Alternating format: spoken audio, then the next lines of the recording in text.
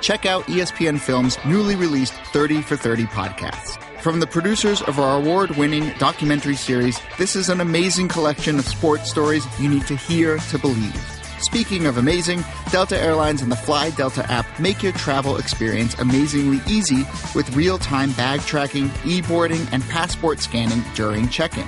And don't forget to download 30 for 30 podcasts to fill your flight with stories that will keep you coming back for more.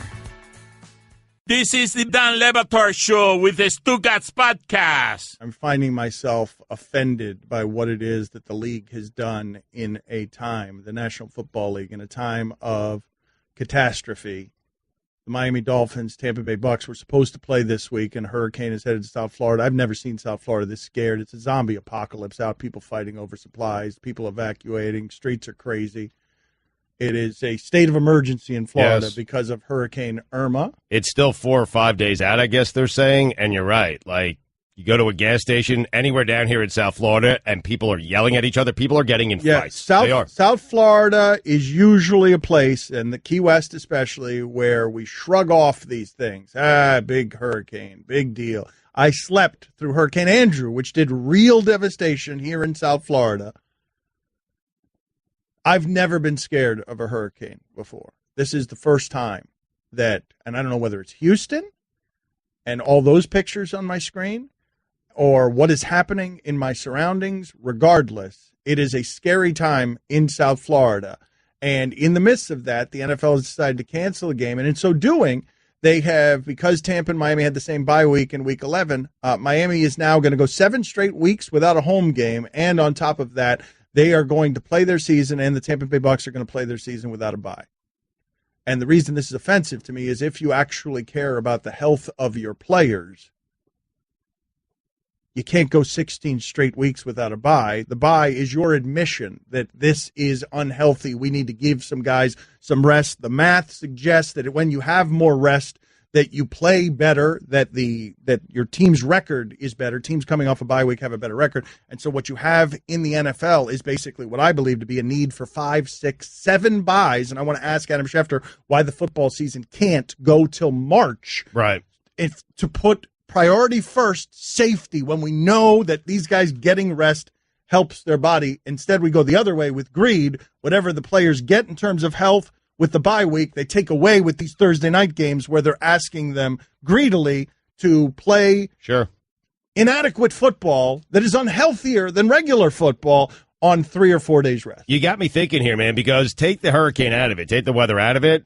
The fact that there is just only one bye week, as it stands right now, is confusing if indeed you care about player safety, which I don't believe the NFL does. I think they like to give the appearance that they do, but they don't actually care. No, see, but you're being an absolutist there. I think they do care about safety more than they ever have. I just don't think it's the priority. And they're telling us it's the priority. And that's where I object. When you tell me it's health first, and then greed gets in the way of health. That's where I draw the line on that one. We'll get to all of that over the course of the show, but this is what I want to ask you. I know that many of you in our audience are tired of Colin Kaepernick talk. I have learned recently that mostly it's white people who are tired of Colin Kaepernick talk. Black people not so tired of the idea that this is still in the news and that basically the networks are making you look at it. The networks are forcing you to look at this thing that white people might not want to look at anymore. They certainly don't want to talk about it. But this is what I want to ask you as it relates to that subject, because I wonder if this conversation is one that white people will find more palatable. Not that palatability is one of the priorities on this subject, because discomfort is what should be caused by this country's history of pain among white people and sin. But what I want to ask you, and the way I want to frame this, is differently, because I now understand better, based on the information that I have, why the Ravens did not sign him. The Ravens were more honest than any organization has been. They were more publicly transparent than any organization has been, with the owner putting his voice on Pray For Us, and all that got them was they became the face of this blackballing because they were more honest about it than anybody else. But then, Ray Lewis, did you see what happened here recently with Ray Lewis? What he said was the reason that the Ravens, and he's more qualified than most because he's got the owner's ear, the reason the Ravens did not sign Colin Kaepernick. I have heard their reasons for not signing him. Yes. Ray Lewis saying what their reasons are. Yeah, that he was meeting with the owner, that they were flying Colin Kaepernick in, that the owner wanted to hear Kaepernick say that he wanted to play football, and the girlfriend released a picture. She flip-flopped the faces from a scene out of Django Unchained. Right. And the owner and Ray Lewis said, forget it, you know? Okay, and given that while they were considering signing him, his girlfriend put on Twitter a reference that made Ray Lewis look like an Uncle Tom, like Samuel Jackson's character in Django, and made the owner of the team look like Leonardo DiCaprio, the slave owner in Django Unchained. I get why the Ravens bailed. I understand it. Like at that point right there, where, wait a minute, at the height of we're dating, this is when we're going to get serious about our relationship. We're willing to take all the risks involved with this, even though I don't think there are many risks involved. They think there are many risks involved. So they're willing to take all the risks. And then the girlfriend does that. I get why that would be the tipping point on nuking the whole thing. But what I want to ask you guys is, because in this instance, I'm siding against Kaepernick and the behavior of his girlfriend during a sensitive time, does that make this conversation more palatable to you? Like, if you're sick of the subject, are you really sick of the subject, or are you sick of the way that people are talking about the subject? Are you sick that more people aren't, you don't think, coming down hard enough on Kaepernick or arguing on behalf of the reasons that he's out of the league? Does it make it more palatable to you? Because then it makes me ask you to check your biases, if that's the case, to look in the mirror on this stuff, because I take these all case by case. I know many of you think I hate white people. You think I'm racist. I try to be fair at every turn, and I get why at the end the Ravens bailed on that. And I get specifically the girlfriend's influence publicly. You cannot have Miko Grimes around Colin Kaepernick. You can't have that situation. It's hard enough to keep Brent Grimes on your roster when his wife is doing that kind of behavior in public. But he's on a roster, Dan. I know, but he's been cut from rosters, too. That's true. Because of his wife. But you could argue that Kaepernick is better at what he does than Grimes is at what he does. You could make that argument. Could you? And the position's more important. You could make that argument. I think they're about the same. I mean, I could certainly argue on behalf that the quarterback position is more valuable than the cornerback position, but I don't know that Kaepernick is any better at what he does than Brent Grimes is or has been at what he does. I think what's being said, I think it's a combination. People are just tired of it, and some people are tired of what's being said. Yes, so I think you saying, hey, you understand why the Ravens wouldn't sign Colin Kaepernick, I think a lot of people will be pleased to hear that coming out of your mouth. I just think I understand why. I don't know if you like that, and you're like your allies on that. But what I'm saying, though, on this particular subject is I can see where the Baltimore owner is saying to himself, I've just put myself out there publicly, and now the report is that my football people want him and that I'm hesitant. So the billionaire is hesitant. The billionaire is trying publicly to be honest about this, saying, pray for us, I'm trying to decide. And as he's trying to decide, he gets the information sent to him. Hey, look at what Colin Kaepernick's girlfriend just did. She compared you to a slave owner. And he's going to be like, bleep you. Get out of here. For a backup quarterback, get out of here. And I get it. I get that. Right. I think a lot of people get that. I certainly get that. The only thing I would say on the other side of that is because I was kind of put off by this. You need Colin Kaepernick to fly into your building, and you need Colin Kaepernick to sit in your office and convince you that he wants to play football because he hasn't said publicly that he doesn't want to play. Right. Well, I understand. You want to make sure he wants to play football? I understand wanting to meet him before you sign him and invest in him and just get his thoughts on things. Okay, meeting him is one thing. Getting his thoughts on those are entirely different things. You need that guy to sit, an adult to sit in your office and say, "Hey, I want to play football." That's Ray Lewis's. That's Ray Lewis's interpretation. But a lot of people are asking that question about Kaepernick, whether he wants to play football. Yeah, I can't blame somebody for wanting to meet with Colin Kaepernick. Colin Kaepernick has really complicated all of this because he's not saying anything publicly. It's not even a don't trust the media thing. Put out a statement on your social media platform. He doesn't have to say anything publicly. I don't believe he has to say anything publicly, but I do believe that there are privately things that he should address before taking employment. And that's what makes me wonder about that entire cockamamie situation that happened in Seattle. What did he actually tell them that made that organization uniquely qualified to take him on say, no, thank you? And is it honest what Pete Carroll is saying, which is they simply didn't want somebody to challenge Russell Wilson too much because the nature of his defense is such that they already get agitated with the offense. They don't need a backup quarterback that is going to be challenging for Russell Wilson's supremacy. I agree with you. He doesn't need to say anything publicly, but to Stugotz's point, you can't be offended if a team asks to meet with them. If they're not getting any sort of public comments, they need to speak with him privately. Mike, that is fine. I have no issue with teams wanting to speak with him privately, but if he didn't want to play football, I'm guessing he'd come out and say, I no longer want to play football. This is what I want to do. These causes are things that I want to do. I don't want to rehash or plow the same ground that we've plowed on Kaepernick. I want to address specifically, whether that is understandable to you, that a girlfriend's tweet at this time would nuke a situation. And B, I want to have the larger conversation about her influence on him and him where he's his own man, because a lot of people have reported that when he started dating her, he started believing in these causes more, like they are aligned. What I want to talk about the conversation that happens when that tweet gets sent. Is Colin Kaepernick good with that arriving on the computer of the Baltimore Ravens owner, even if it nukes his job? What's the conversation like that afterward? What's the pillow talk like?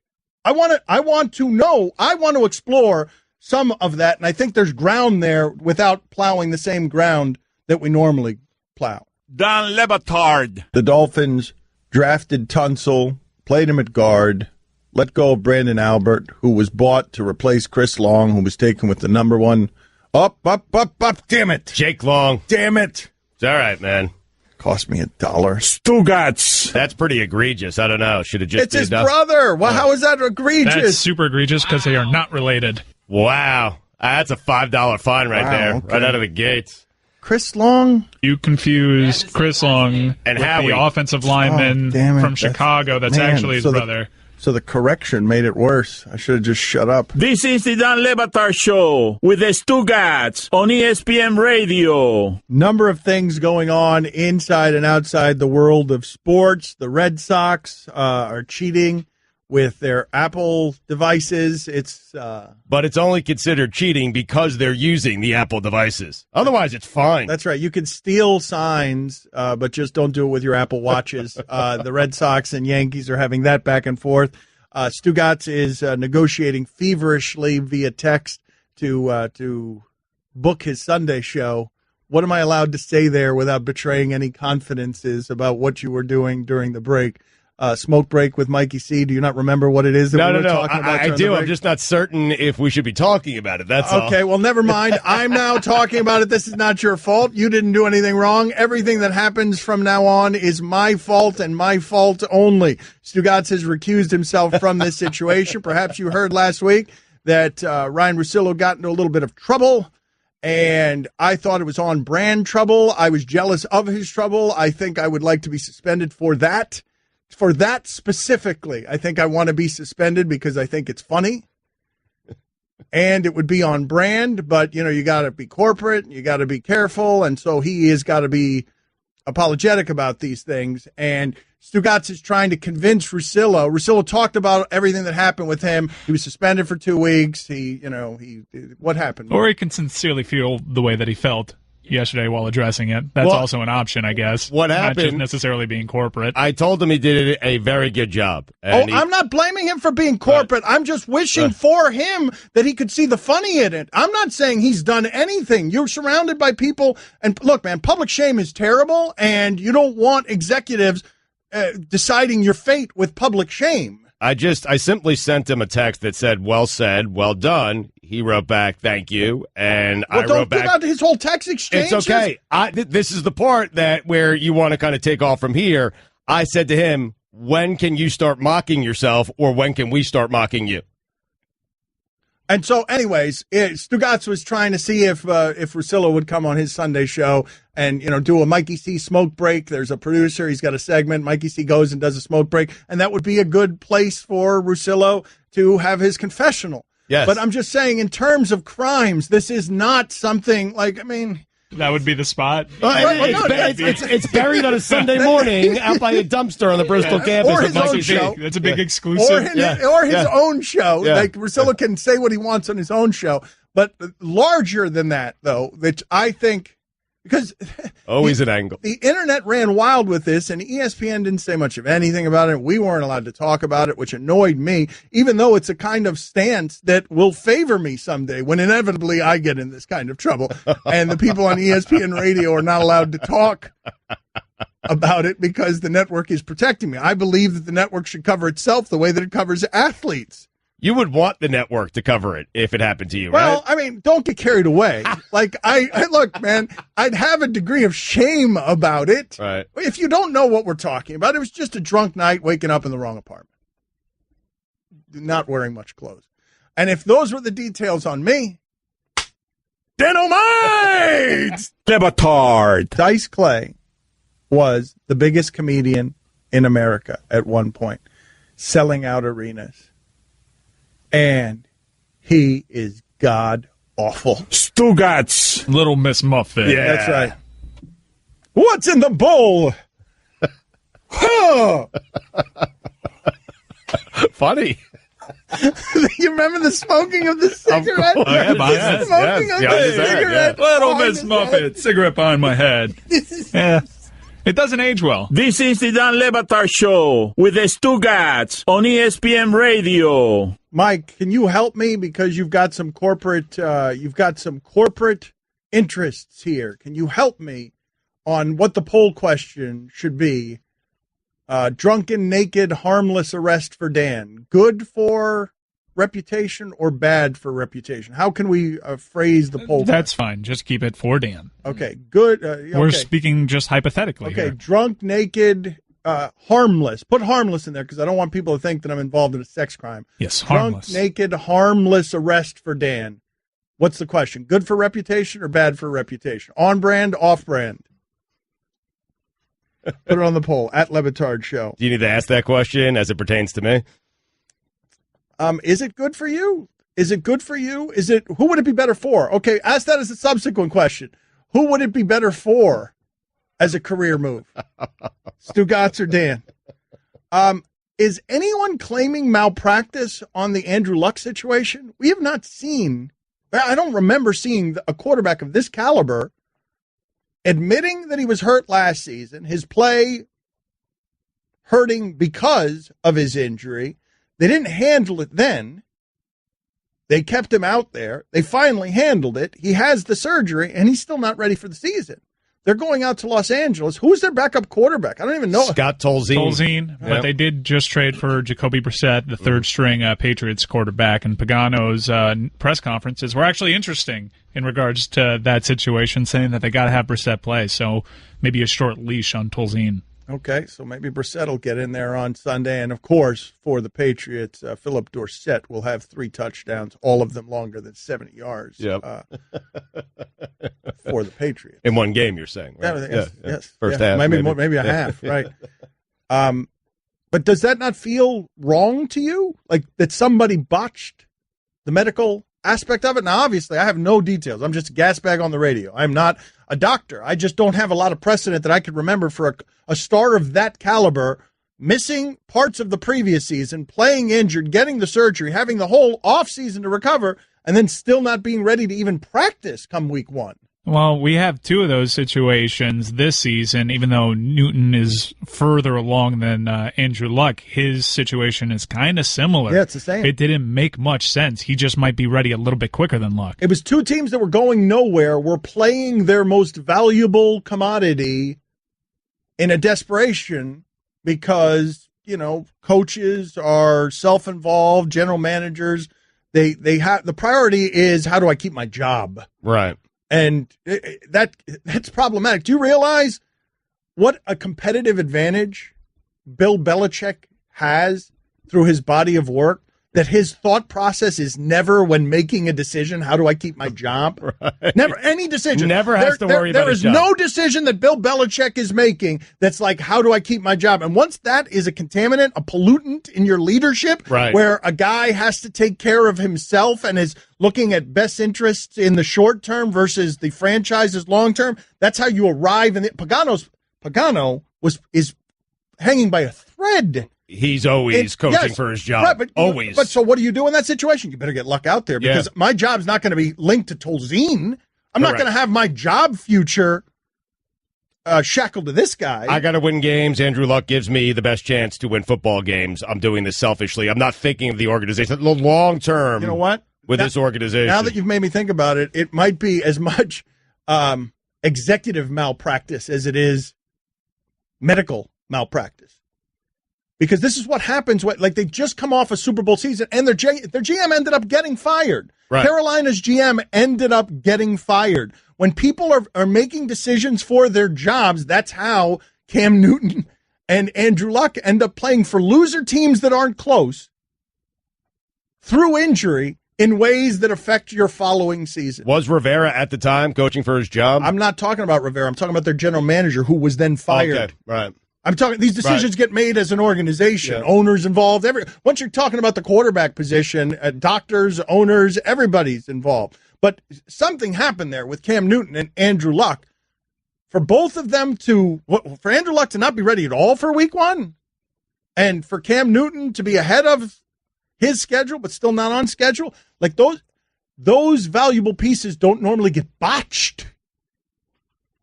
They do when you have coaches and general managers coaching and managing for their jobs, I guess, is your point. And I think you're right. It doesn't help. Certainly doesn't help. But if you're the owner, don't you step in and say, hey, that guy's our entire organization, man. You got to trust your people. You got to trust your people. You got to trust people that doctors, you might fire after the season's over. You got to trust your people and their doctors and everybody. All of it is such a gray area, though. I really don't feel like people understand how corrupt and contaminated, or how ripe for corruption, this area of medicine is in football.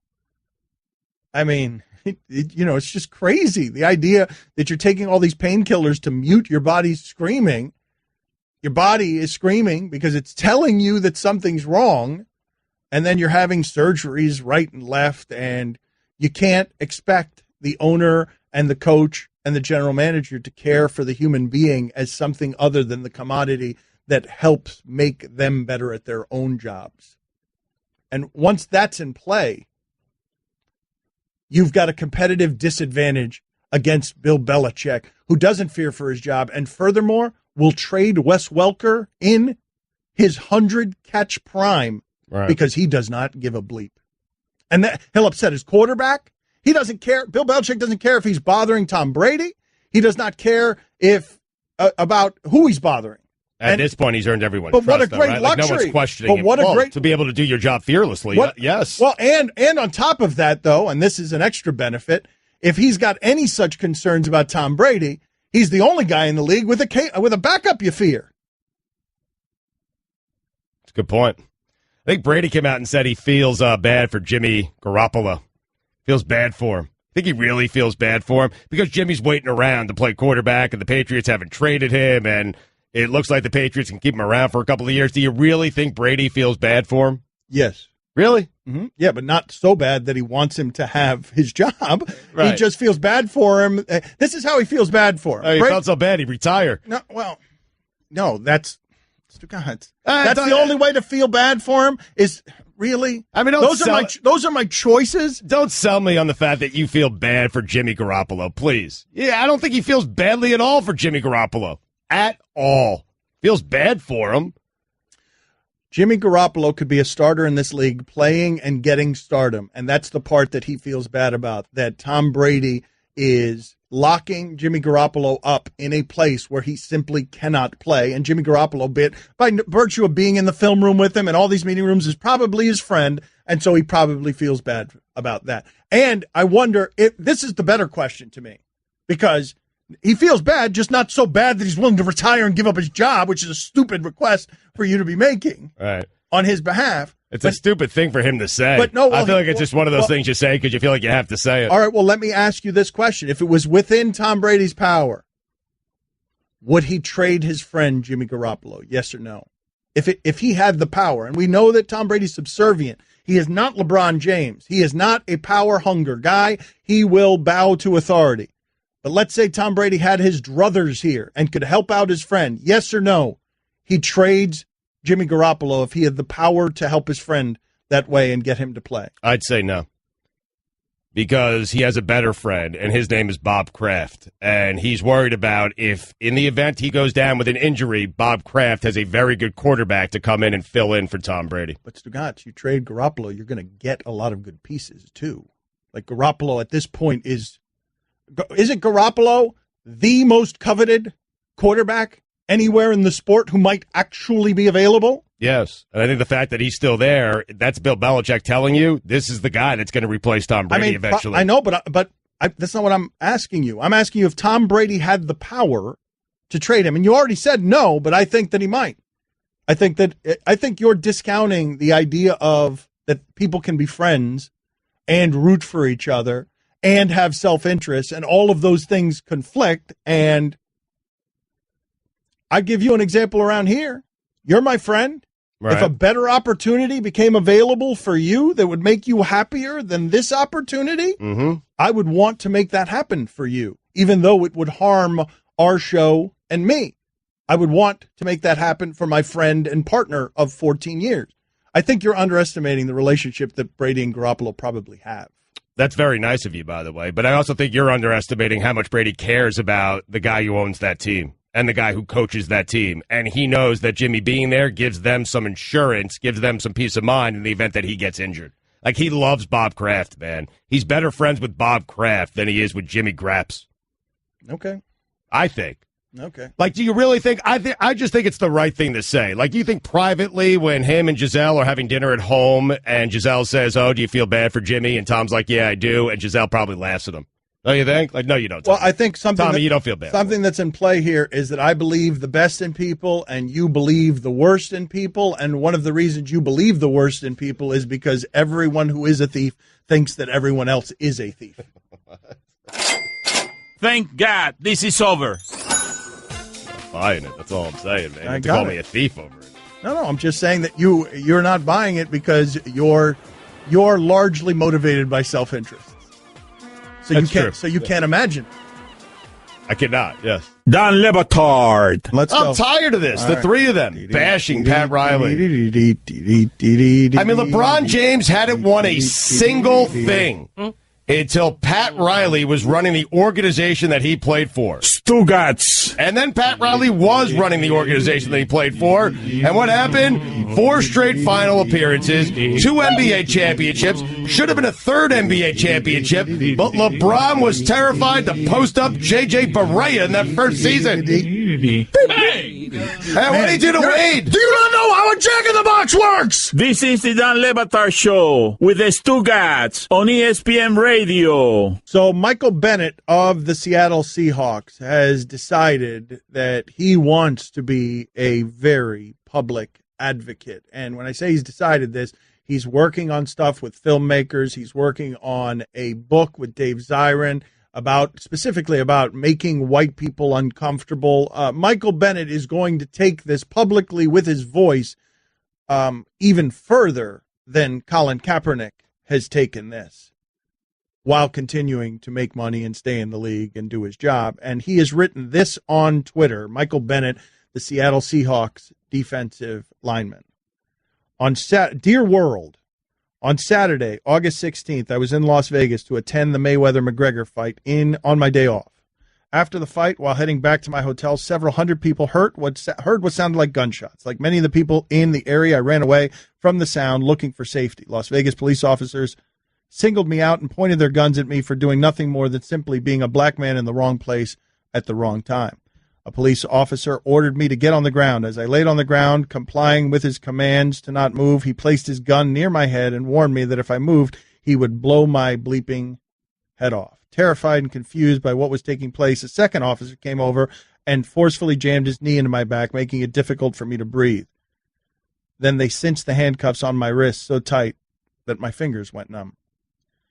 The officer's excessive use of force was unbearable. I felt helpless as I lay there on the ground. This is a giant man, by the way. This is, what does he weigh? 310 pounds? He's a big man. Does he weigh 300 pounds? Is he a 300-pounder? He might not be. He's very big, though.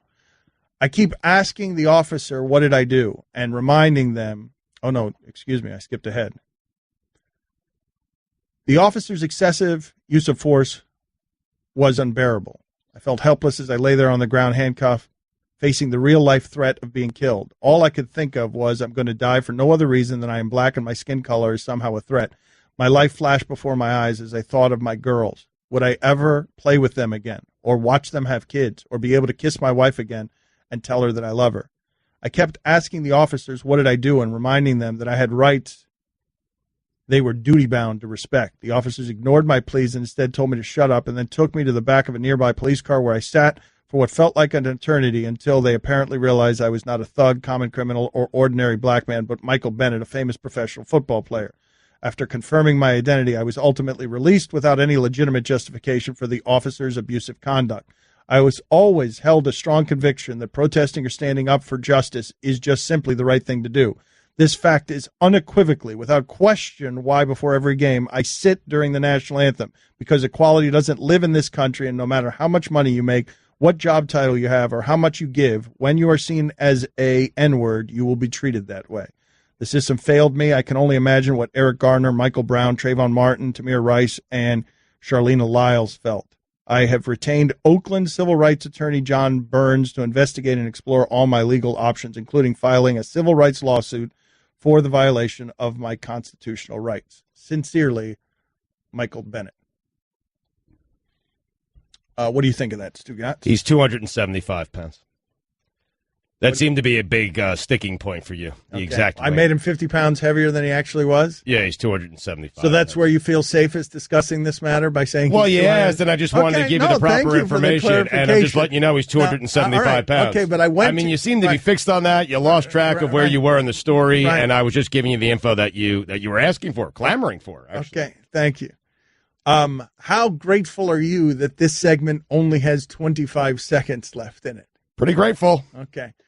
Looking forward to hearing what you have to say, taking us to the break. Do you want to give us any other dimensions on Michael Bennett? Any extraneous other facts that allow you to cannonball right out of this conversation? I would, but I can't do it in 6 seconds, unfortunately. Well, how tall is he? How tall is Michael Bennett? He is 6'2". Cannonball! Hi, everyone. Stugotz here. Support for the Dan Le Batard Show podcast comes from our friends at Rocket Mortgage by Quicken Loans. Chances are you're confident when it comes to your work, your hobbies, and your life. Rocket Mortgage gives you that same level of confidence when it comes to buying a home or refinancing your existing home loan. With Rocket Mortgage, you can apply simply and understand fully so you can mortgage confidently. To get started, go to rocketmortgage.com/Stugotz, STUGOTZ, equal housing lender, licensed in all 50 states, NMLSconsumeraccess.org number 3030. You're listening to Love Advice with Leanne. Caller, you're on the air. Hi, Leanne. Long-time listener, first-time caller. Why, in your professional opinion, do you never take my calls off the air? Is this Carl? Yep, it's Carl. I mean, we had a few dates. Everything was great. I thought, Well, when you switch to Geico, you could save a lot of money on car insurance. Okay, awesome. You should call them. I will. Geico, because saving 15% or more on car insurance is always a great answer. Want an easy way to see if you could save money on car insurance? Geico gives you 3. Call 1-800-947-AUTO. Go online to geico.com or stop by the Geico office nearest you. 3 ways you could save 15% or more. Dan Le Batard. Let's get it crunk up on them, hop them on them, in the dancer, we gotcha, open the phone, Stugotz. Don't need no direction, holleration, so just stand for me, look at it, percolate it, while you're ready, so just stand for me, everybody get on up, cause you know I'm ready to rock. This is the Dan Le Batard Show with the Stugotz on ESPN Radio. Got a lot of things I want to talk about here. Michael Irvin is being investigated, according to Deadspin, by the NFL because he's an NFL Network employee, a case that has already been let go by the police department. The police department is not going to press charges. Regardless, the NFL is stepping in and conducting its own investigation of an employee, and this is what they're doing. They want to be pioneers on this stuff. They want to go beyond the law and the difficulty the American justice system has had in domestic abuse cases, being able to prove wrongdoing in ways that take away freedom. The NFL is saying we're going to be bigger than the law. In this particular case, probably also trying to remain consistent, right? If we're going to investigate the guys playing the games, we're going to investigate the guys who work for us, who are calling the games or doing pregame but that's shows. not the part of it that I find interesting. The part I find interesting is the extremes that they're willing to go beyond the law and beyond merely the playing field to be pioneers on this subject, no matter how much damage it does to their image, that they haven't been handling these cases in a way that has been successful. They've been messes. They are tackling messes, and they are taking the stains that come from those messes and are insistent about being pioneers on this stuff, which is a noble cause by itself if I thought they were equipped to actually do it, right? To make change, make progress, be able to fix any of this. But before we go down that path too deeply, I'm not kidding you, Stugotz, where what I had to fight back during the break were tears because of how bothered I was getting by how our listeners, our community, the people who are reaching out to us, how they experienced that Michael Bennett story that I just told you. Because I'm going to read some of this to you, Stugotz, just text after text. I just read you the story of Michael Bennett publicly saying how he was treated at the Mayweather fight. And this is what came back to me, and it's just a stream of it, and it's unending. You cannot possibly believe that Bennett BS story, Dan. What a bunch of bleep. Shut up, you, and shut up, Bennett. Shut up, fat-faced Batard. I still haven't found the racist who spray-painted LeBron's gate. This is all made up. Liberal sheep liars. Shut the bleep up. You are being so overdramatic, and so is Michael Bennett. Why is it okay to be racist toward white people? Don't believe this story. Back it up with a police report or eyewitness. Calling total BS on that story, video or lie. I'm just starting. I could do it for the rest of the show. Like that's where we are. But you're not surprised by that reaction. I'm you can't hurt be by it, Stugotz. I'm just hurt by it, man. Like, prove to me that racism exists. Adam Jones, you got called the N-word. Prove to me that you got called the N-word. Colin Kaepernick, look at the starters in the NFL in the NFL this week. Prove to me that he's blackballed. Where's the proof? Prove racism to me. Well, how can I prove it to you if when Michael Bennett comes out and tells your story, you're telling not true? How? How can I prove it to you if every time I come to you, you're going to say fake news? Okay.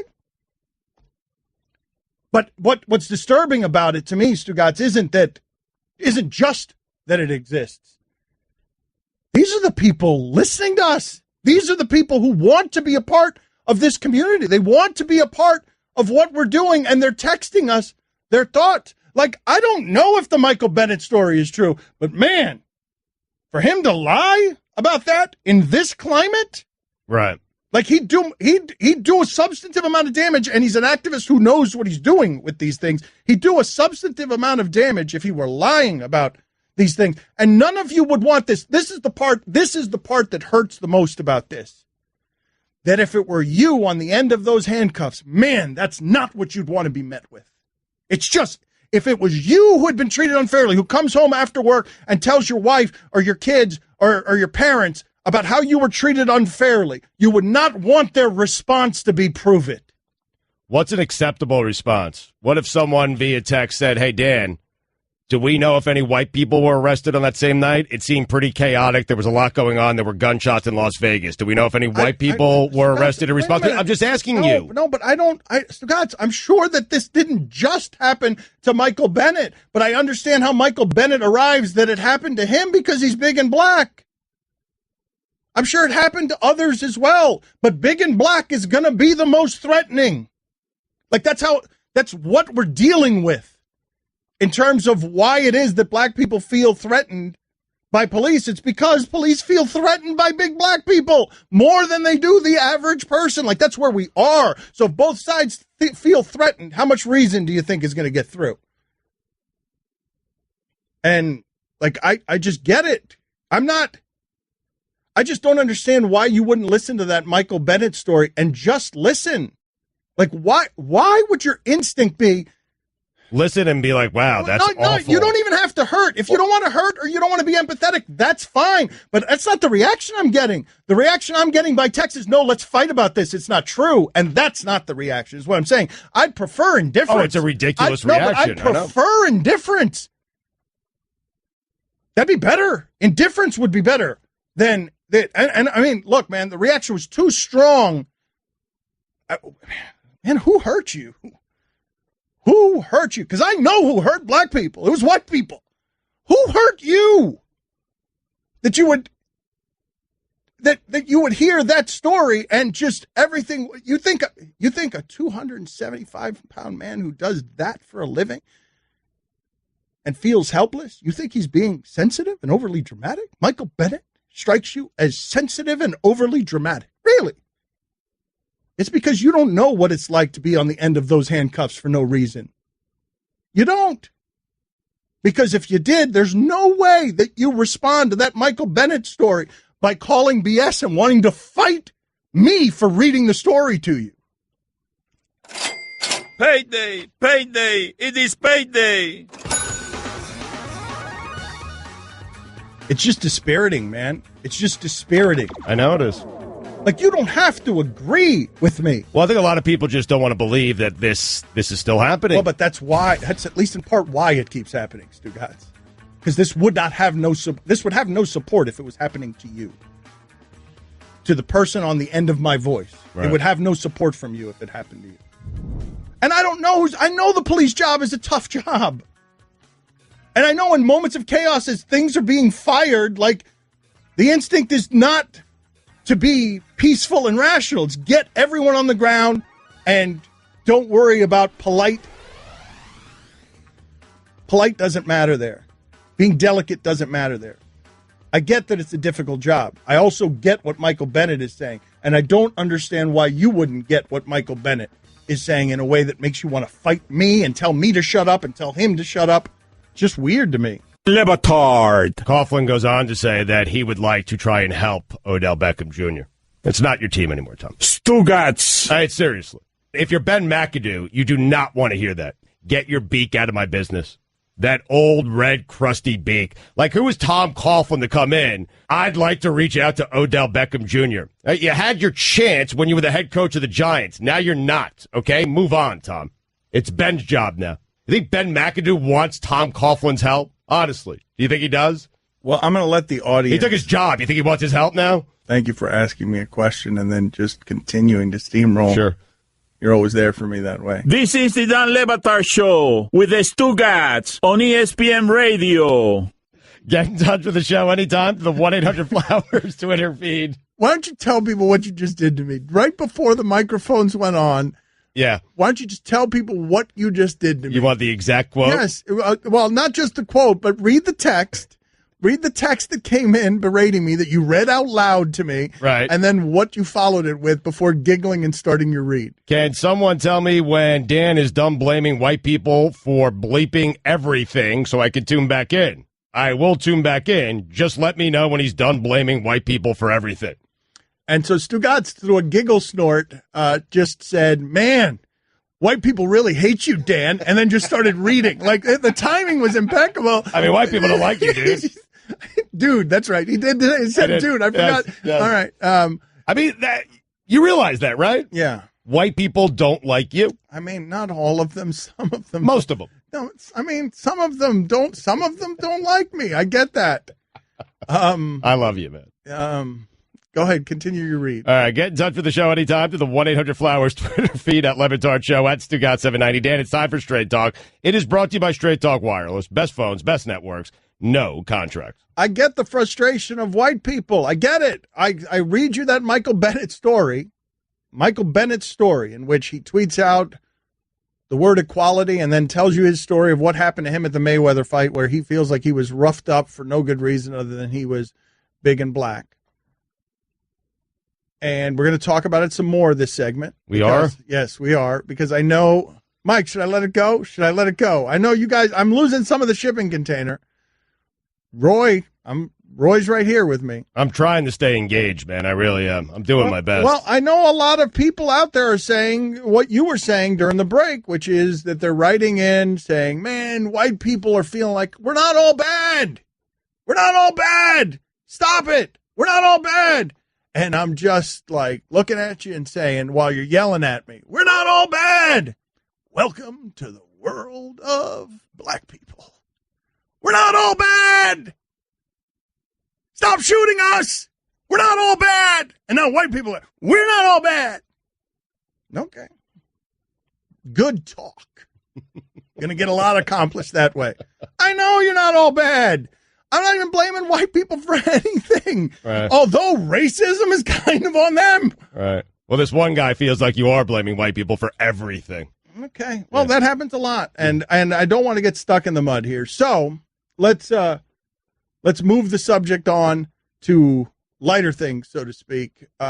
We've got Joe Sheehan on with us later in the show. Joe Sheehan loves baseball, but says baseball is largely unwatchable now, that it's just everybody standing around and with the occasional home run. And so we're going to talk to Joe Sheehan. He loves baseball, but everything that he wrote in that column of his on Slate was correct. Adam Schefter going to join us at noon to talk about other injustices, like why it is that football doesn't have more bye weeks. Wouldn't you be down for football having 6 or 7 bye weeks for each team and then going to March or April? Where you're extending the season at. Would love that. Yeah, I'd love it. Better quality football. Yes. Longer season. Yeah. You stagger the schedule on that. I still get my fix every week of games. Yeah, I would love it. It'd be awesome. I think there would be more money in it for the league, too. You see what's happening with the NBA, where they're only off essentially for 1 month, and they're in the news cycle all year. It would only help the NFL. But why? I'm interested in talking to Adam Schefter about this. Why wouldn't the NFL go to more bye weeks? In fact, can you prepare him for that question? Can you guys text him that I'm going to ask him that, so that I don't want to just blindside him and he doesn't know the answer off the top of his head? And so I want him to be able to answer that question as to why you wouldn't. What are the drawbacks? We were talking about the Miami Dolphins and Tampa Bay Bucks have lost their bye week. They're not playing this weekend. They are both had bye weeks week 11, so now they're going to play each other in week 11. And they just simply don't get a bye week. We all know the bye week is healthier for the players. Right. Allows them to recoup. I'm trying to think of any potential drawbacks from doing that. Other than upsetting some of the other leagues, because you're extending America's most popular sport out even further than it already is. I can't think of any other.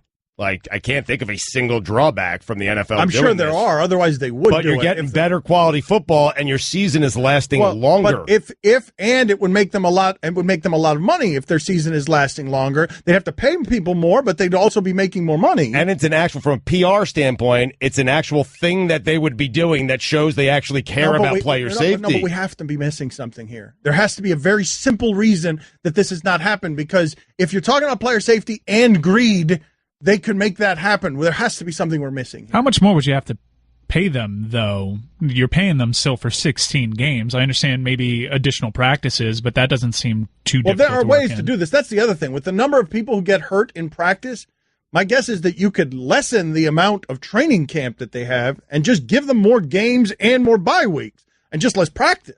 I could see this annoying fans of specific teams. Like, you give them 3 weeks off. Like, you never like when your team's on a bye week. You have nothing to do that week if you're just following that team. And you don't care about the player's safety for the most part. Like, these are people that just want to be entertained. This is another week they get off. How many weeks are they going to get off? But what if you're telling fans, though, Bill, that your players are going to be healthier, that the quality of football is going to be better?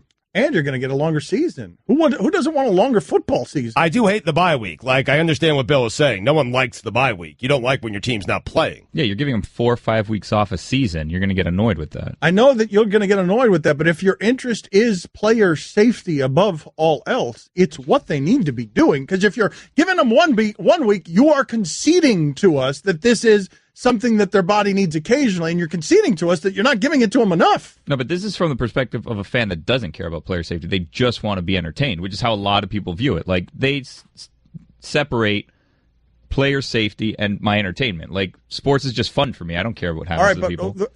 Let me ask you, I guess the way that I would broach those fans is this way. Is the hardship of sitting out 4 or 5 NFL Sundays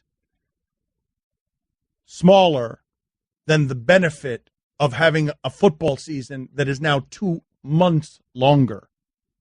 Is whatever it is that you suffer in delaying your gratification of that week, you're getting it on the back end. It's not fewer football games. It's the same number of football games. It's just some Sundays in the middle that you're going to miss football. It'll feel like more football because you're staggering the bye weeks. And most people at this point, they care about fantasy teams more than their own teams. Can you guys call Dominique Foxworth or someone? Someone's got to have an answer to me that this makes too much sense. There has to be something that's a very obvious roadblock in this that we're missing. Because when greed, if I can make the players healthier and make you more money and make your sport more popular, there's got to be something that's stopping all of those things from happening. I don't think there is. I really don't. Like, I can't think of a single thing. Okay, you've said that a couple of times. But you're extending it helpful. Let's just go to break. Oh, I had a great take there.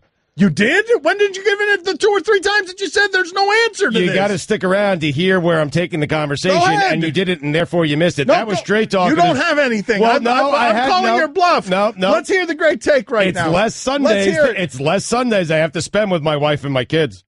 That is Straight Talk. It is brought to you by Straight Talk Wireless, nationwide coverage of America's largest and most dependable 4G. Did I just hear the paper shake on me because you were pleased with the delivery of that line? The NFL is a funny thing, man. For some reason, I get a complete pass on Sunday. My wife lets me do whatever I want. You take the Jets and the NFL away from me, and suddenly I have to hang out with her. That is Straight Talk. It is brought to you by Straight Talk Wireless, nationwide coverage of America's largest and most dependable 4G LTE networks. Batard. What did I do today? I didn't blame white people for anything. Is it because I said, can you imagine if Cam Newton did Carson Palmer's sideline dance? Could have been that. Could have been, body of work, lifetime achievement. Stugotz. Well, I didn't do anything today. Yet.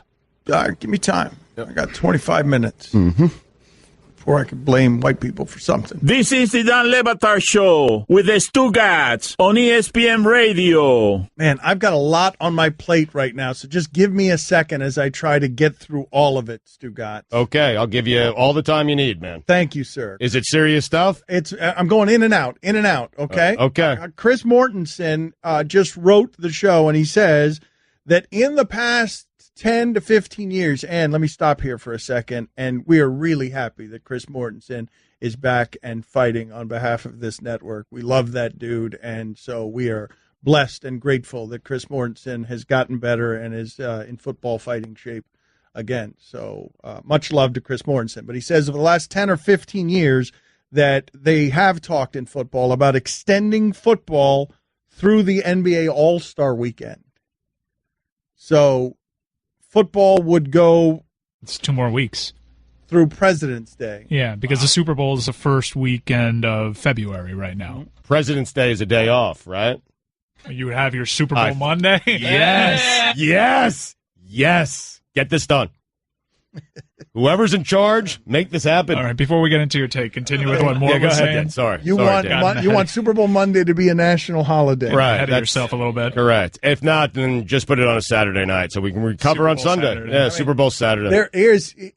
Stugotz made me laugh so much during the break. He's been on fire today because he's filled with hurricane fear and he's off and he's really in an unusual space. But Stugotz just had, and Mort, you can learn something from this if you're listening, okay? Because Stugotz just had during the break, he was able to really solidify why it is that Colin Kaepernick did not sign in Seattle, and he was doing a Pete Carroll impersonation. And I wish that reporters could report this way. More, you need to learn how to do this a little bit better. Stugotz crystal clear explained why it is Colin Kaepernick is not in Seattle. Are you ready for it? Because this is... You're going to do it for me? Yeah, I'm going to do the impersonation of Stugotz being Pete Carroll, and this is how news should be broken from now on. That Pete Carroll, upon meeting Colin Kaepernick, simply said, wait a minute, you think I'm going to put this guy next to Michael Bennett? I'm going to put those guys together when my starting quarterback is Russell Wilson? Like, no, I'm not putting those two guys. No, I'm not. No. That's the explanation. It's the reason he's not a Seahawk. That is the explanation.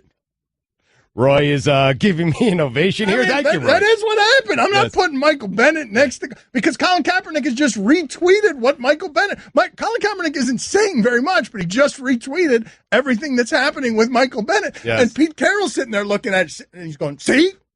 This is why I got some guy out of the Arena League as my backup. I can't have this.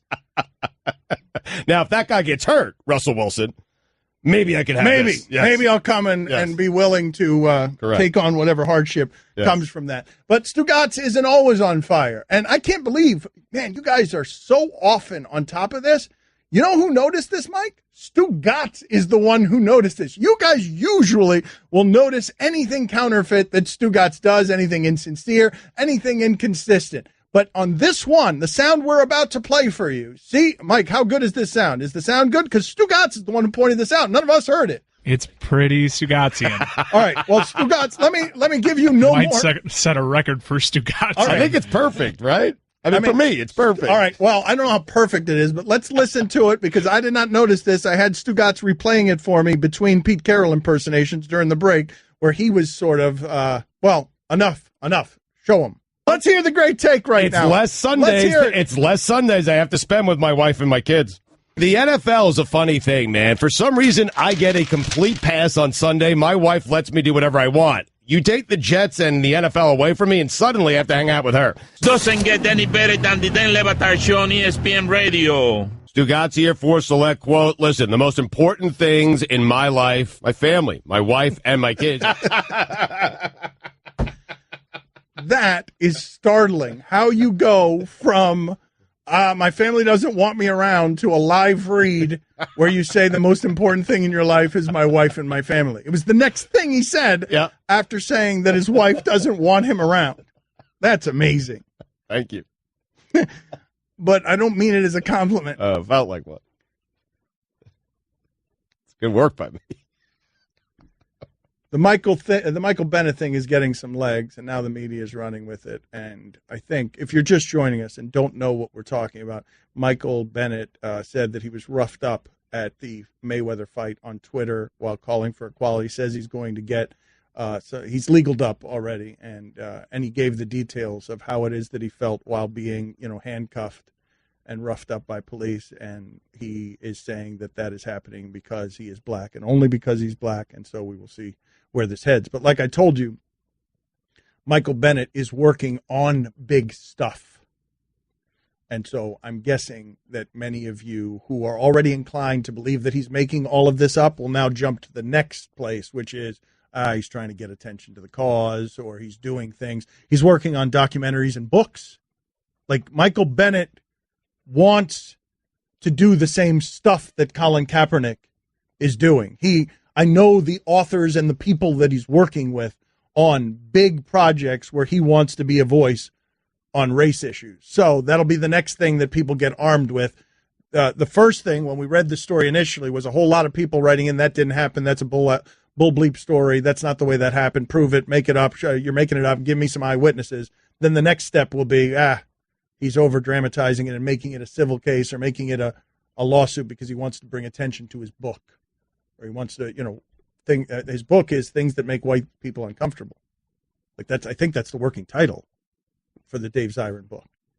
So people think he's using this to bring attention. Well, I'm just telling you in case. Why would he lie about this? No, but what I'm telling you is in case you want some advance warning, some strategic planning on where it is we're going to end up with this. Allowing people to think ahead. I'm telling you that the people who are entrenched on their positions and aren't going to change their mind on this is how they will blame the messenger, because we will get to messenger blaming. Like that's what we always do on these. How to make white people uncomfortable, working title. Okay, so that'll be the next thing that you get armed with, where you can question his motives. His motives can't be being on the wrong end of injustice. His motives can't be that it feels kind of crappy sometimes to be black in this country. His motive has to be something else.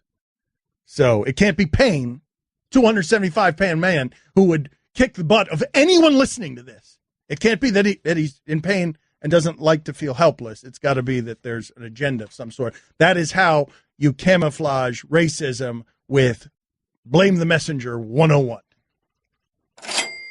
Nothing in life is free. Time for some ads. Smear the messenger. Did you get to everything you wanted to get to in that segment? Because you said you had a lot, and then I sidetracked you with Super Bowl Saturdays. And I didn't get to any of it. All right. All right. You want to try it next segment? Or? Pete Carroll impersonation, though. It's really good. Wait a minute. You think I'm going to put this guy?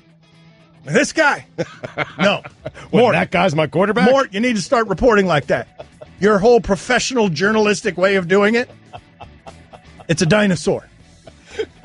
Sources are telling me Pete Carroll did not want to put that guy with that guy when that guy's his quarterback? Not in the same locker room. That's correct. All right. That's correct. Batard. LaMarcus Aldridge.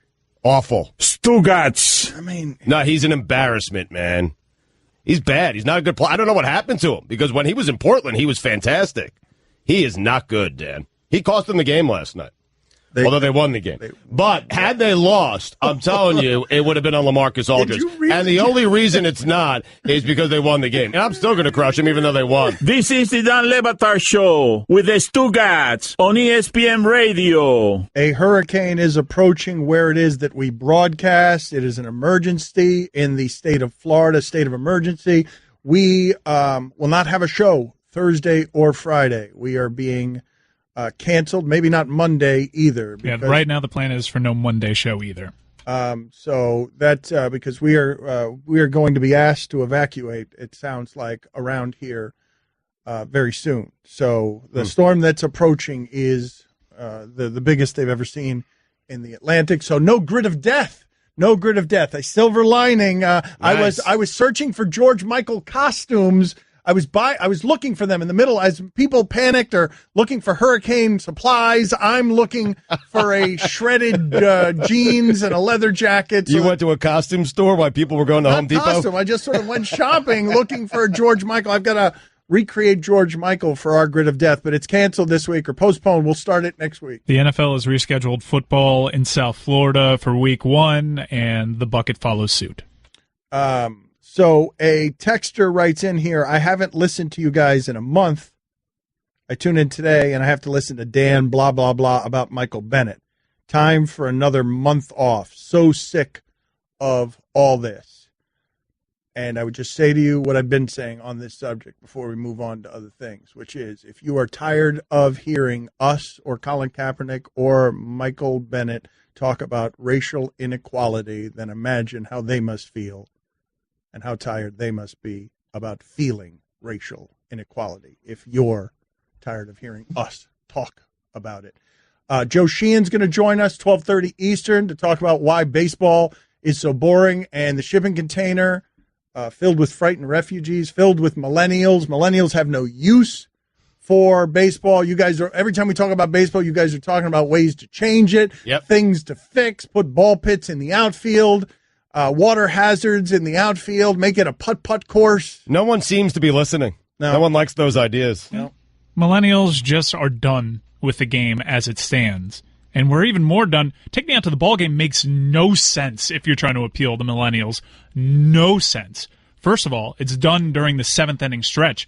I don't want a 7th inning stretch. I want the game to be over by then. It needs to be a 4th inning stretch. Right. I'm with you on that. So we wanted to make a new anthem for the 4th inning stretch as we change this game because we have no interest in today's game. But you're saying that Take Me Out to the Ball Game is a dinosaur, is a song? It no longer works? It can't reach millennials? The only way to reach millennials with the game of baseball is, I feel, changing Take Me Out to the Ball Game. Okay. You got to start somewhere. All right. Do you know how long you've been at a baseball game if you stick around for Take Me Out to the Ball Game? An eternity. That's right. Yeah. All right, well, let's see if we rub some sticks together here and make a fire that motivates baseball to make all the changes that it needs to make its median age lower than what it is now, which is death. The median age of the average baseball fan is death. And so how do we bring millennials to the ballpark?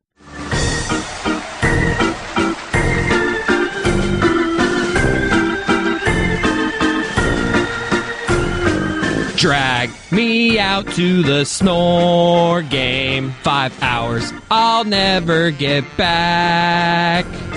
Buy me a craft beer and gluten-free dog. Why are there still old men calling strikes balls? Gather round for a selfie. If you post, make sure to tag my name. 'Cause there's no chance of me sitting through a 9-inning game. Yes. All right. So a gluten-free dog and a selfie. Very good. Craft beer. Okay, craft beer. Okay, I love that you embraced your millennialness and demanded that baseball change its most historic game for you. That's the sound of the day. It's brought to you by Dollar Shave Club. Upgrade to shaving with a fresh blade whenever you want for a fraction of the price. Join DollarShaveClub.com today. I love that. The fourth inning stretch. Well, for all the complaining we do about millennials, they're going to win. Time, damn it, is on their side. So that really is actually a poignant song, believe it or not, hard as that is to believe. But yes, baseball, you better change for the gluten-free selfie people because they ain't going to change for you. I mean, when you've arrived at a place where Joe Sheehan, who loves baseball more than anyone, is saying the game's getting kind of boring for him. Well, you need to read the article because what he's saying, it's actually a fascinating evolution in baseball where everyone's evolved so much that it's either home run or strikeout, and that's not aesthetically pleasing. Hi, everyone. Stugotz here. Support for the Dan Le Batard Show podcast comes from our friends at Rocket Mortgage by Quicken Loans. Chances are you are confident when it comes to your work, your hobbies, and your life. Rocket Mortgage gives you the same level of confidence when it comes to buying a home or refinancing your existing home loan. Rocket Mortgage is simple, allowing you to fully understand all the details and be confident you are getting the right mortgage for you. To get started, go to rocketmortgage.com/Stugotz.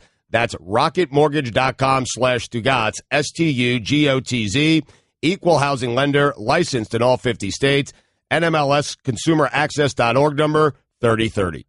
Okay, keep your eyes closed. Okay. I want to show you my first ever painting. All right. Okay. Open your eyes. Oh, that's a lot of colors and shapes. So be honest. What do you think? Well, I like how if you switch to Geico, you could save hundreds of dollars on car insurance. Oh, yeah, that's true. Yeah. Here, why don't I hold your paintbrush while you call them? Geico, because saving 15% or more on car insurance is always a great answer. What if I told you some stories you need to hear to believe? It was the rivalry of the hammer and the nail, and Boston was the nail. You would hear Yankee suck at a funeral, Yankee suck at a football game. The second we said Yankee suck t-shirts, people just crowded around us and bought them as fast as we could sell them. The all-new 30 for 30 podcast. Subscribe now on the ESPN app or Apple Podcasts. 30 for 30 podcast is presented by Mini. We're finding the best sports stories for you right now. And to do that, we're behind the wheel of the new Mini Countryman, the biggest Mini yet. Please proceed to the highlighted route. To find great sports stories, you have to get out into the world and follow your instincts. That's where the new Mini Countryman's all-wheel drive comes in handy. With all four, we can chase down a story in the city, the country, and most places in between. No matter what story you're chasing, the new Mini Countryman will help you find it. It's available now, and so are 30 for 30 podcasts. And Le Batard. Stugotz.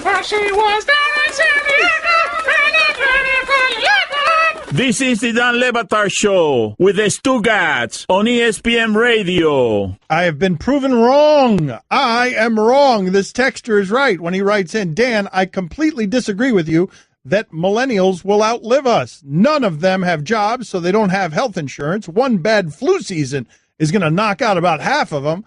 Couple that with their propensity for opioid addiction, and we will be rid of those pests in about 10 to 11 years. Also, there's now video. TMZ has the video of Michael Bennett being arrested. So those of you who deny that Michael Bennett was being treated that way now have the video, and now you're welcome to move the goalposts. Clay Travis has already done it. He's saying, where's the gun to his head? And then the next thing after that, if video emerges of a gun to his head, because Michael Bennett said there was a gun to his head, if video emerges of that, then you can move the goalposts again and say, yeah, but what did Michael Bennett do before we saw the video? I thought we'd solved all of this with Rodney King. Evidently not. When can you stop moving the goalposts? They're not going to stop moving the goalposts. If you want to see what you want to see, if you are entrenched in your position, you are going to confirm that belief with whatever set of facts you want. Are you telling me if there's video footage of every single detail that Michael Bennett explained in his article, that people will still move it somewhere else? Yes. Okay. Yes. Why is it always the same people moving the goalposts? Yes. Stugotz, it's always going to move. Man, look, Rodney King was a long time ago. For those who were denying that police brutality existed, there was a video that was rather shocking to the people who were denying that. That was a long time ago. Adam Schefter with us now on ESPN Radio. That is a charming segue by me. Delicate and professional as always. Welcoming Adam Schefter into that conversation. Adam, I'm curious. Thank you for making time for us here. We wanted to answer the question, why doesn't the football season have 6 or 7 or 8 buys and just go a couple of extra months if health is a priority? Well, it's nice of you to give away their vacation time, Dan. I'm sure the players and coaches really appreciate that after working round the clock from July through January, and then have you extend it into March, not leaving any more time for the offseason and the draft, and having them practice in Green Bay and New England and Philadelphia every day outside. Take the practices. No, what I'm saying is remove some of that practice time and make it game time and preseason time and bye time. And so I'm giving them extra weeks. I'm giving them extra weeks off. I'm giving them and let's give you buys in February and March on Fridays, and we'll have you just work all through June and July during the quietest time in the sports calendar too. Okay, so I've got to care about the players and their vacation time. Wouldn't the players want this? You're saying the players wouldn't want the same amount of time expended, just extended overtime? Listen, it's an interesting outside-the-box thought, and certainly I find it intriguing, but I think the league has done this for so long. Like, there's been discussion of extending it, the Super Bowl into President's Day, which I've always thought made sense, to where Monday, when it was President's Day, and you could say it was a holiday, which is sort of like it is in our country anyway after a Super Bowl. Nobody likes to go to work on Monday after the Super Bowl. They would have that holiday. But I've never heard of any talk of extending the season that far. The NFL likes the calendar the way it has it right now, with the Combine in February and all the moves in March and the draft in April and the mini camps and throwing camps in June and training camps opening back up in July. Like, they like to have something on the calendar every single month, and they do that now. And the players' bodies are taxed, and there have been tests and studies done, and they believe this is the best way to do it. That would go against all previous data, and that doesn't mean it's wrong or incorrect. I just don't think it's ever been discussed or considered, and I don't know that they ever would consider it. But it's very generous of you to offer up all that time for them. The reason I'm doing it, though, for those of you who are just late to the conversation, the Miami Dolphins and the Tampa Bay Bucks lost their bye week. So they are doing the unhealthy thing of playing for 16 straight weeks without a bye week. The bye week, by consensus, the bye week helps heal the body, and the players could use more of them. So because Thursdays are greedy and unfair physically to their bodies, Thursdays are unfair, I was just saying throw more buys in there, and you can extend. You can at least offer, if health is a priority, if you throw some more buys in there for somebody, you're giving them more health. You are giving them more health. Yeah, no, listen, I understand where you're coming from. We don't have to argue about it anymore. We don't. I'm not arguing with you. Listen. Whoa, settle down, Schefter. Settle down and back off, Okay. man. You- Back off. you got I it, wasn't Dan. attacking you. It seems like he's trying to tell you, though, that it's never going to No, happen. but I've never seen him this agitated. Frankly, he's being unprofessional. Really? Yeah, rage-filled. Really? You need to calm your ass Who is the guy? down. Who is the guy that attacked you? That you didn't think you were attacking him? That went off on you. What was that about? That was like a couple of months That was back. Diamond Dallas Page, Adam Schefter. Diamond Dallas Page. Good catch Yeah. there. Good. You're a listener. I like that. Yeah. Don't compare me to Diamond Dallas Page. Like, I'm not doing that on you at all. I would love if this interview ended with you telling me to bleep off and then hung up. Like, if we can get to that place with Have you. fun every day. Yes. What do you think is the most interesting storyline of this NFL season? Well, I mean, there are so many. It's tough to boil it down to just one. I mean, the fact that we've got the NFL and the NFLPA squaring off for the third time in 4 years as the season kicks off is incredible to me. You know, we've got a quarterback at the age of 40 who's trying to not only beat the Kansas City Chiefs and the other teams in the AFC East, but Father Time in a way that it's never been done before. We've got a team in Seattle that's put together an incredible defense. I mean, you know, we can go on and on. Like, you pick a team. There's storylines dripping everywhere. What is the biggest issue facing the league in terms of their back and forth tension that might create a work stoppage? Is it the commissioner being heavy-handed? You know, let me say this. That's 4 years from now. And I know that doom and gloom is predicted, and I know that the relationship between the NFL and the NFLPA stinks, right, that they don't like and trust each other. And there's bad feelings on each side. But, you know, to say that there's going to be a work stoppage 4 years from now, and the commissioner's powers, it's funny. I find it amusing all the time because, you know, whenever we have a case like this, the commissioner's power has got to be reduced. And then when, you know, marijuana comes up and players are espousing that, we've got to get marijuana legalized. And then when NBA free agency comes, we've got to get more guaranteed money, or we've got to get bigger contracts. So, and now you're talking about more vacation or extended vacation. Like, so what do they really want? Because when they do this next deal 4 years from now, and at some point, Dan, it's going to get done. It's going to get done. What are they prioritizing? Are they prioritizing the commissioner's powers that impacts, you know, a couple players a year? Are they impacting being able to smoke marijuana? Do they want more money?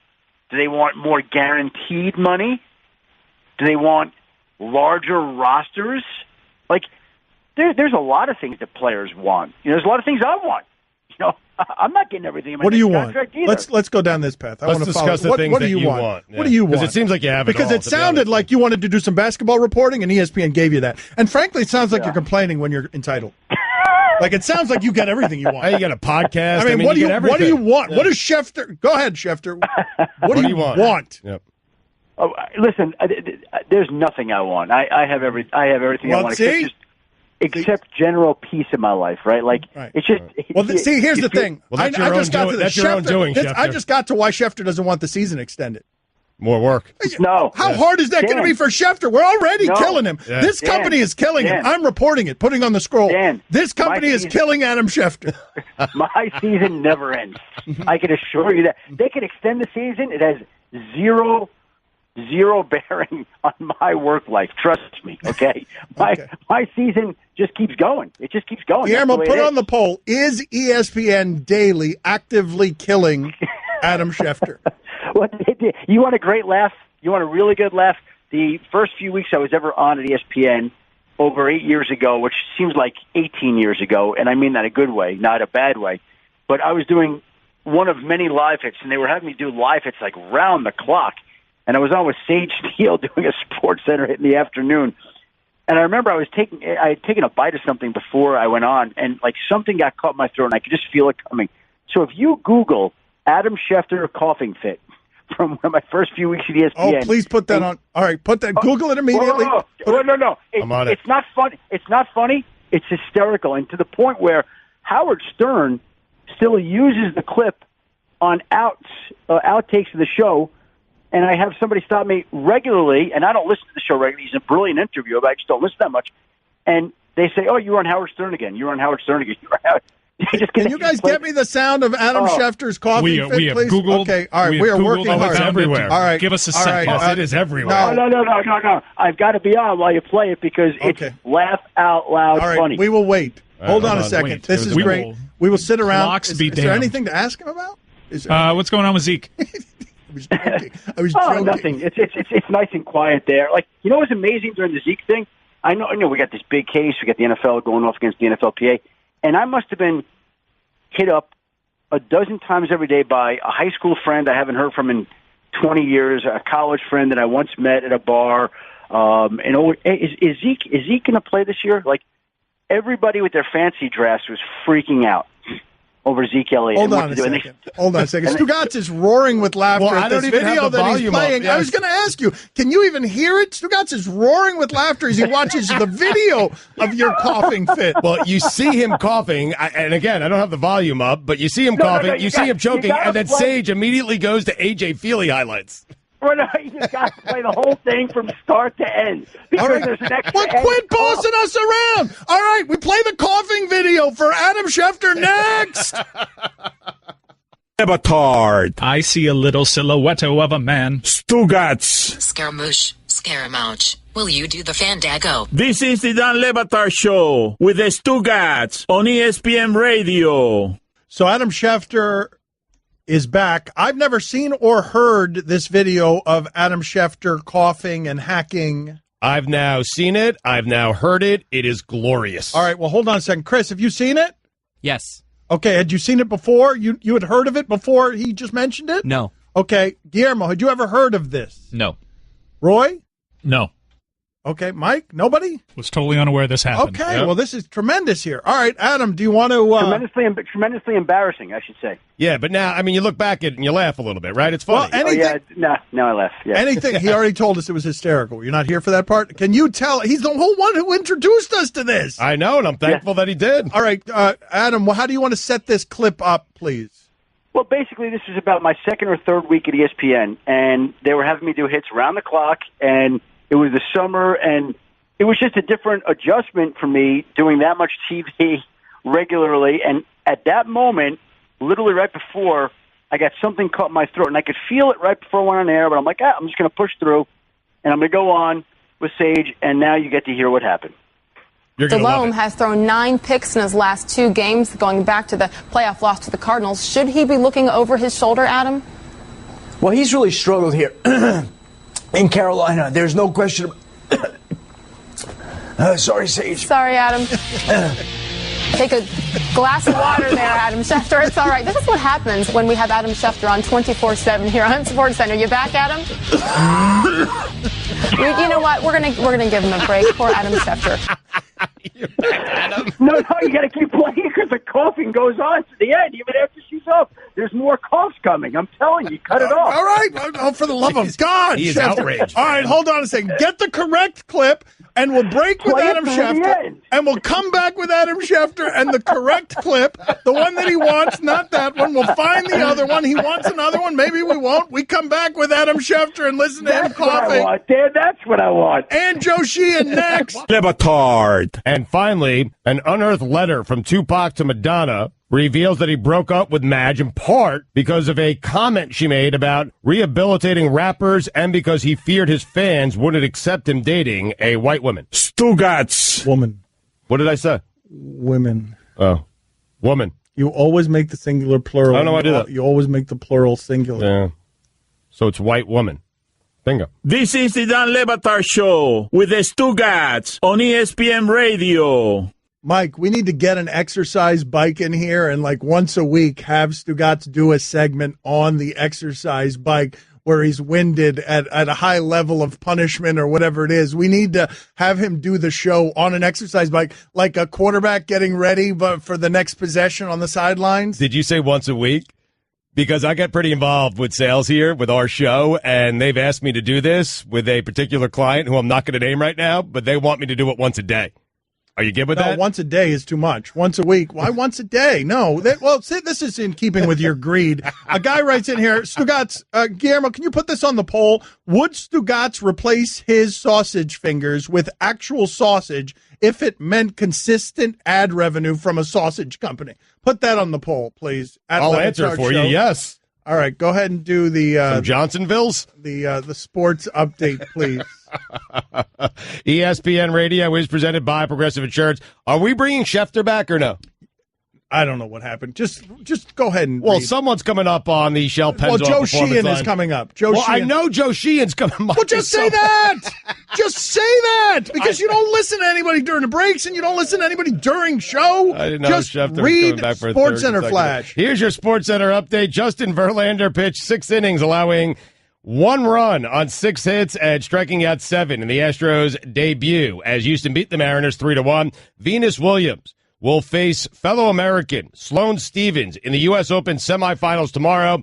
If Coco Vandeweghe and Madison Keys win their quarterfinal matches today, it will make for the first All-American set of women's semifinals at a major since Wimbledon in 1985. And finally, Martin Scarelli is selling the lone copy of Wu-Tang Clan's Once Upon a Time in Salawan.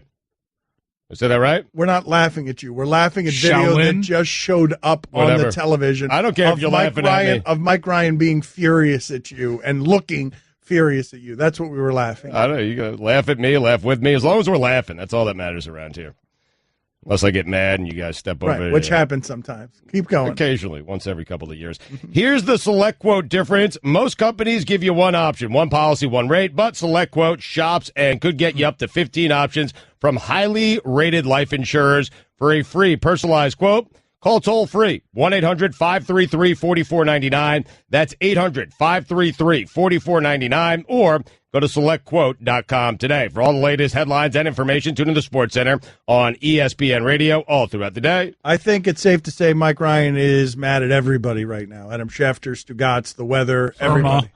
Everybody. Sorry, man. And our timing's all off because all of us need to evacuate. Like, we need to get our families, our pets out of here. Like, we need to get out of South Florida. And so everything's a little bit off. Adam Schefter was wrong. There is no other video of him laughing or coughing too much. So we got rid of Adam Schefter. Joe Sheehan is here. He is an excellent baseball writer. Yeah, and people, listen, I'm telling you, like Waddle and Sylvie's producer out in Chicago, stop texting me. There's a Cat 5 coming for us, they want me to do a fantasy draft this afternoon. I got too much swirling around in my head as it is. I don't need all this. I got them texting me. I got my wife texting me what to do with the dog. There's a Cat 5 coming here. And so it's making it hard for me to focus on the job at hand, to do the show with you. It is. It's making me hard to focus. $2. You're blaming everything else for your being bad today. $2. All right, fine. It's your fault that you've been bad today. It's not everybody else's fault. I owe $2 for that? That you're blaming everybody else. Well, you're blaming Cat 5. You're blaming Waddle and Sylvie. I'm not blaming Irma. I'm blaming them. You could call Waddle and Sylvie and tell them yourself off air that you can't do their show. You don't need to announce it as if they're sitting around listening to our show. Anyway, Joe Sheehan is here. He's an excellent baseball writer, and he's down on the aesthetics of baseball right now. He wrote something for Slate that's interesting. So let's play for Joe Sheehan the sound of Adam Schefter having a coughing fit while talking to Sage Steele a couple of weeks onto the job. Delhomme has thrown 9 picks in his last 2 games, going back to the playoff loss to the Cardinals. Should he be looking over his shoulder, Adam? Well, he's really struggled here in Carolina. There's no question sorry, Sage. Sorry, Adam. Take a glass of water there, Adam Schefter. It's all right. This is what happens when we have Adam Schefter on 24/7 here on Sports Center. You back, Adam? You know what? We're gonna give him a break. Poor Adam Schefter. All right. The throwback to Joe Sheehan, your thoughts? You try to give me the yips, right? Don't think about coughing. Don't think about coughing. Don't think about coughing. I've had days like that. Doesn't Shefty do like 40 hits a day? Yes. Of television. Yes. Good clarification. As Joe Sheehan is with us on ESPN Radio. Again, he's excellent, and I was surprised to read what you wrote, even though what you wrote was accurate. As a lover of baseball, was it hard for you to write that? No, I mean, I've been talking about this for about 5 years now. You look at the way strikeout rates, strikeouts have really started to eat the game. The way velocity has changed the relationship with pitchers and hitters. And now, in the last couple of years, the way the changes in the baseball and the changes in approach have affected how runs are scored. So baseball's kind of gone from a game where running and fielding happens and ball guy, it's an active game, to very much a pitcher batter, strikeouts, walks, and homers game. This has been coming for a while, guys, and the problem is it doesn't seem to be ending. It seems to get a little bit worse every year. Well, can you explain to us how and why it's happening? Because the Smokes of the world with 37 home runs, you've got the hitter evolving, correct? That's what's happening here. That's part of it. Hitters for a while now have recognized, we've recognized that strikeouts aren't a bad thing. Relative to other routes, strikeouts just aren't that bad. So hitters have had incentive to sell out for power, knowing that if they strike out, it's not it's not that big a deal versus popping up, flying out, hitting the ground ball. In the last year or so, since the data that MLB collects through its StatCast program has shown that, look, there's no point to hitting the ball on the ground. You want to hit the ball hard. You want to hit it in the air. A lot of hitters, you go back to 2014 with J.D. Martinez. You go back, this year there's been a lot of attention paid to Yonder Alonso. You had Daniel Murphy in recent seasons. Hitters have looked at that information and said, we're just going to sell out for fly balls, sell out for home runs. So that's a big part of it as well. But the single biggest reason, guys, is velocity. We've started developing and training pitchers to throw as infrequently and as hard as possible. And there's no comparable for that for hitters. So as pitchers have gone from throwing 87 to 89 to 91 to now 93, the average fastball in the major leagues is 93, it's not like hitters' reflexes have gotten any better. So that 60 feet 6 inches, it gets a little bit smaller every year. Huh. Okay, so that's evolution on both sides. So what we're talking about here is basically the skill level has gotten to such an outrageous, evolved place that it's made the game less aesthetically pleasing to watch.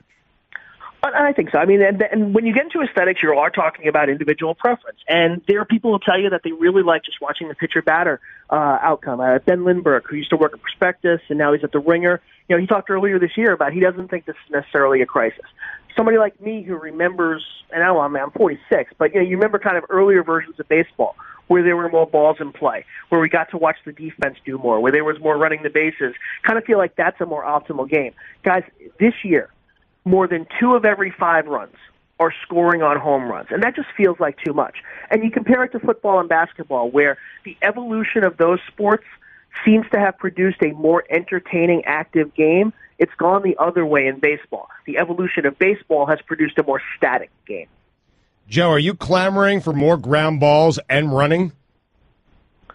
More running, at the very least, not necessarily more ground balls. I don't want, and people will throw this at me, right? Well, you said it, guys. You didn't want punting and running and all that.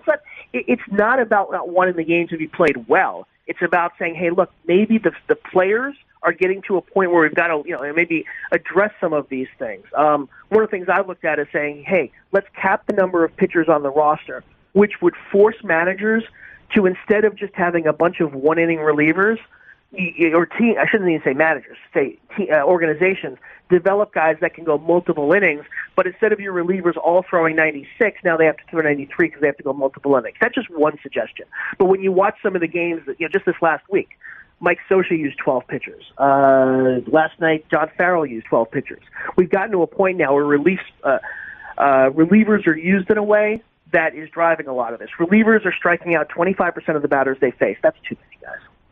Because, Joe, I would argue that fans want this. They want this product as opposed to what you're clamoring for, especially younger fans. It's all or nothing. Home run, strikeout, let's move on. They want the home runs and the other stuff. They want the hammer. There's an argument. I don't think. And I think. Go ahead. I'm sorry, Joe. I'm sorry, Dan. I think Stugotz makes a point here. When you look at revenues, when you look at all of the things that you say, is this sport successful this way? Certainly it seems that way. And I guess I'm kind of looking and saying, where do we go in 10 years? If these trends don't change, and if we end up at a 28% strikeout rate, where half the runs are being scored on homers, how attractive is that as a game? And as I say, there's an argument that this has been successful, and maybe this is just scaremongering. I know that personally, as a guy who remembers earlier versions of baseball, I think earlier versions of baseball were more entertaining. And I'd like to see MLB be a little bit more proactive at this so we don't get to a point where baseball is completely stagnant. Couple of questions for you. This guy is really good. He's really reasonable, really informed, and I hardly ever disagree with him about anything. And I can't think of many people like that across sports, okay? Across sports, reporters covering something where I don't disagree with just about anything they ever say because they come from such an informed place. So I'm curious, though, Joe, is there something about baseball that makes that a lot easier to come by for you than somebody covering the other sports, for example? Is baseball better at quantifying everything in a way that leaves you more informed than any? You don't have a football equivalent, do you? Oh, I think you do now. I think that the other sports have caught up. If anything, basketball's gone past it in terms of what they can do with the cameras now, and they have that they can measure performance by 5-man lineups. Basketball is actually right there with baseball, and football's catching up with the availability of all 22 data. Football's always going to have more of a subjective element to it, just because it's hard to have stats for offensive and defensive line, I should say for offensive line. But certainly basketball is right there with baseball in terms of data collection. Baseball was ahead for the longest time, but in the last 10 years, the other sports have definitely caught up. There's actually a hockey sabermetrics movement as well.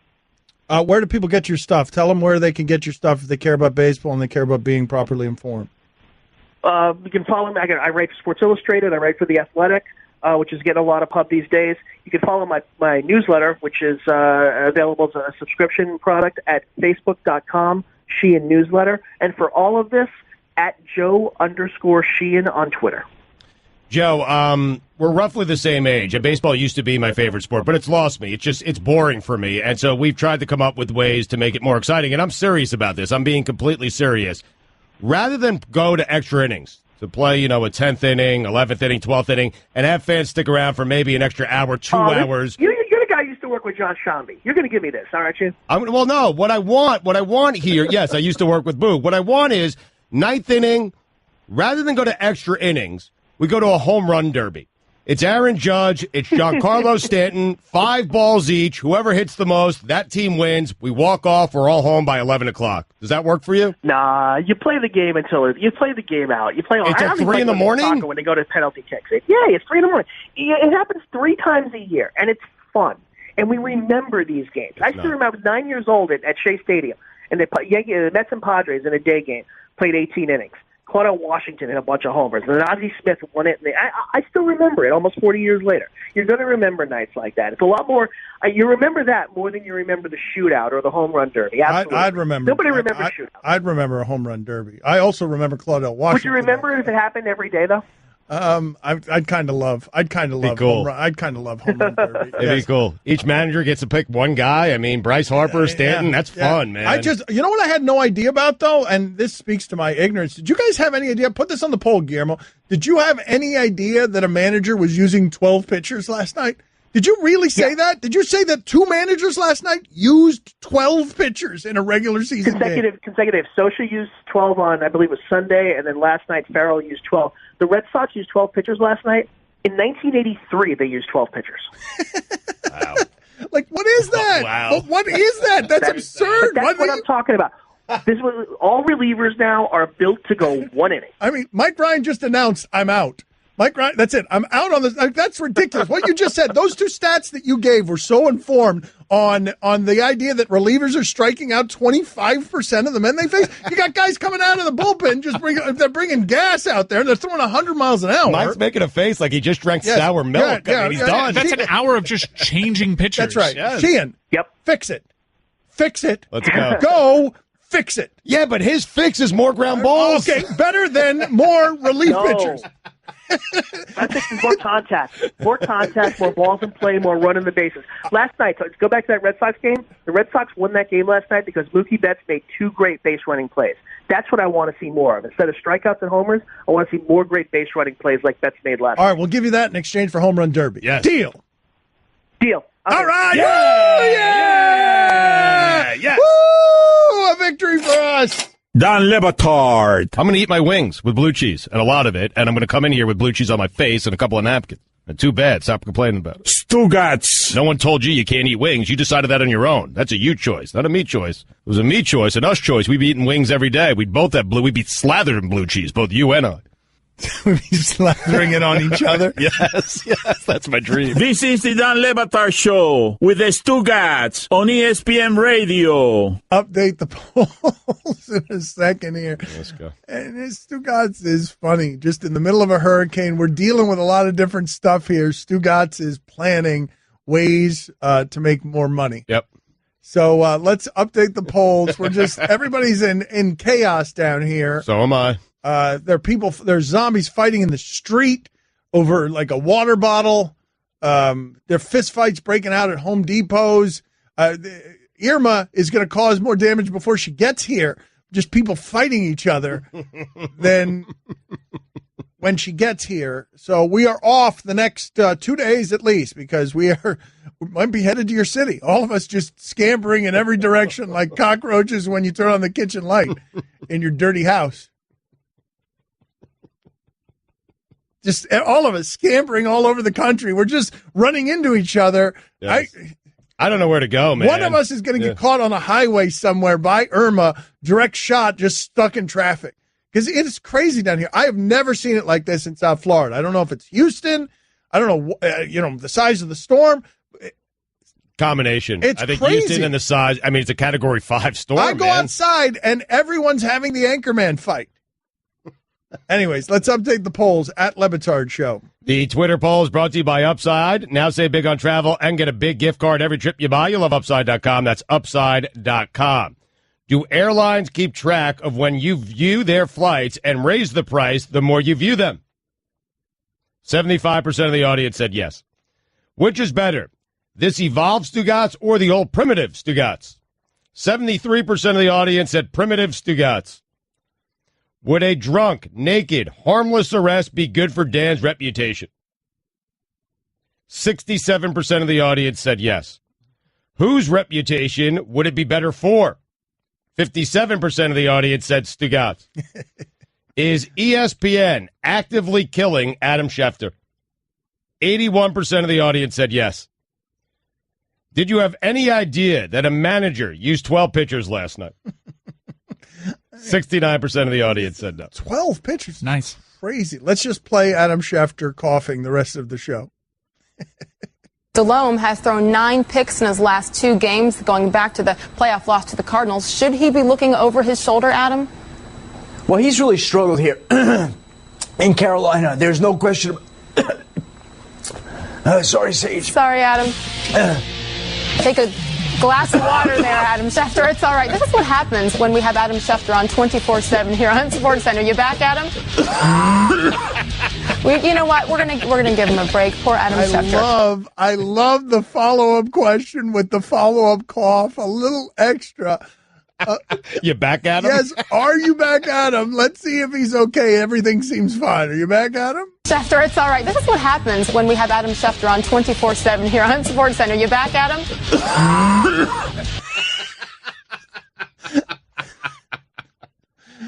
40 hits a day.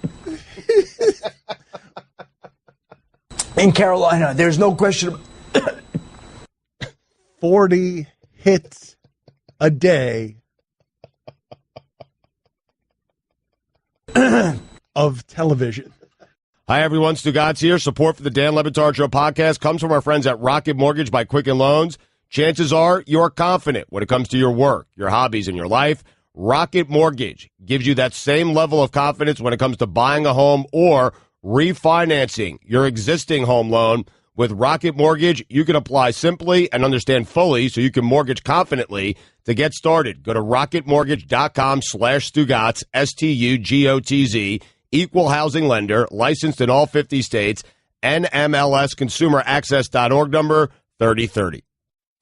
Okay, Kevin, for the grand prize of $1 million, what color is the White House? I know this.